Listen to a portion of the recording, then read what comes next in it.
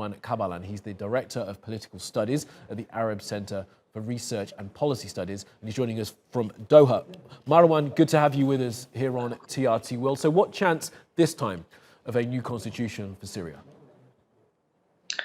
Thank you for having me. I think the chances are still as slim as they ever have been since the establishment of the Constitutional Committee 2 years ago.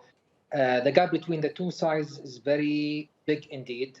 And the composition of the committee and the rules that are governing the way the vote is going to take place will be making it extremely difficult for the two sides to reach an agreement.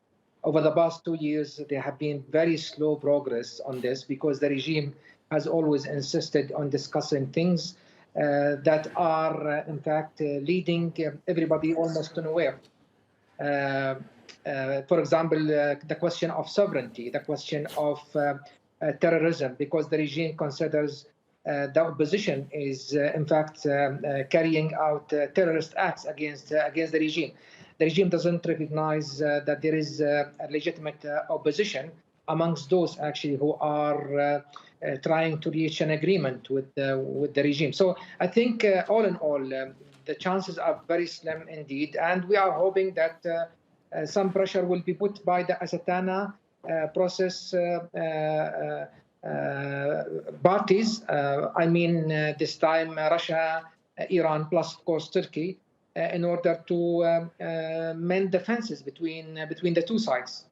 And I do wonder what pressure can be put from the nations in the Astana process, Marwan, because the picture you paint is quite pessimistic. Are we taking any solace in the fact that at least people are now sitting down again, having suspended talks previously? Yeah, I mean, some people might think that the mere convention of this meeting is a success, but I think there has been like 5 rounds of talks before, but no progress whatsoever has been made. And the fear is that the regime is trying actually to buy more time and exhaust everybody into this process of negotiations, because the regime has said many times that they are willing actually to negotiate for years. And this conflict has been going on now for 10 years, and the regime has been making progress on the ground. It managed actually to regain control over 65% of Syrian territories. And it has always been the regime choice to end this conflict by military means rather than by political means. So right now, I don't see any real chances actually of progressing towards solving this crisis politically. And I believe as long as the Americans are not also there, everybody believes that the Russians, they want the Americans to speak with them about how to solve this conflict.